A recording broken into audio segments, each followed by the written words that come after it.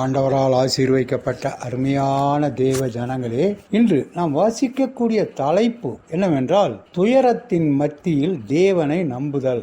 நான் விசுவாசித்திருக்கிறவர் இன்னார் என்று அறிவேன். 2 தீமோத்தேயு 1:12 பப்பா ஜான் என்று அழைக்கப்படும் ஒரு மனிதர் தான் புற்றுநோயின் கடைசி கட்டத்தில் இருப்பதாக அறிந்திருந்தார்.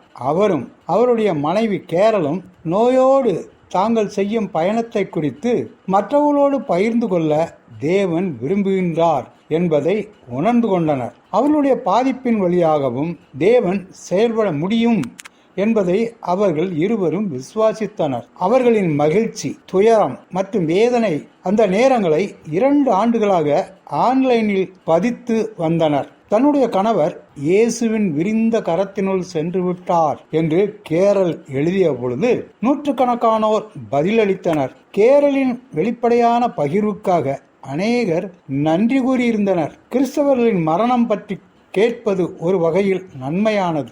ஏனெனில் நாம் அனைவரும் ஒரு நாள் மரிக்கப் போகின்றோம் என்பதாக ஒருவர் குறிப்பிட்டிருந்தார். மற்றொருவர், நாங்கள் இந்த தம்பதியரை நேரடியாக பார்த்தது இல்லை, எனினும் அவர்கள் தேவன் பேரில் கொண்டுள்ள நம்பிக்கையை பார்த்து நாங்களும் எங்களுடைய வாழ்வில் சொல்ல முடியாத அளவு ஊக்கத்தை பெற்றுக்கொண்டதாக தெரிவித்திருந்தனர். சில வேளைகளில் பப்பா ஜான் தாங்க முடியாத அளவு வேதனைகளை சகித்த போதும் அவரும் கேரலும் தங்களின் கதையை பகிர்ந்து கொள்வதன் மூலம் தேவன் அவர்களை எப்படி தாங்கினார் என்பதை வெளிப்படுத்தினர். அவர்களின் சாட்சி தேவனுக்கென்று கனிதரும் என்பதை அறிந்திருந்தனர். பவுல் துன்பங்களை சகித்த போது தீமோத்தேயுவுக்கு எழுதிய கடிதத்தில், நான் விசுவாசித்திருக்கிறவர் இன்னார் என்று அறிவேன், நான் அவரிடத்தில் ஒப்புக் கொடுத்ததை அவர் அந்நாள் வரைக்கும் காத்துக்கொள்ள வல்லவராயிருக்கிறார் என்று நிச்சயித்தும் இருக்கிறேன். 2 தீமோத்தேயு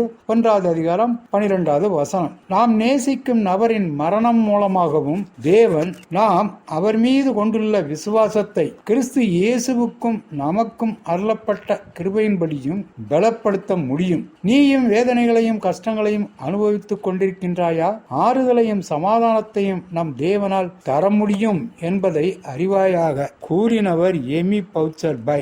ஆழ்ந்த துயரத்தின் மத்தியிலும் எப்படி தேவன் தரும் மகிழ்ச்சியை அனுபவிக்க முடியும்? இதனை எவ்வாறு விளக்க முடியும்? மற்றவர்களிடமிருந்து கற்றுக்கொண்டவற்றை எப்படி பகிர்ந்து கொள்ளலாம்? ஆண்டவர் தாமே நம் அனைவரையும் ஆசீர்வதிப்பாராக. ஆமேன்.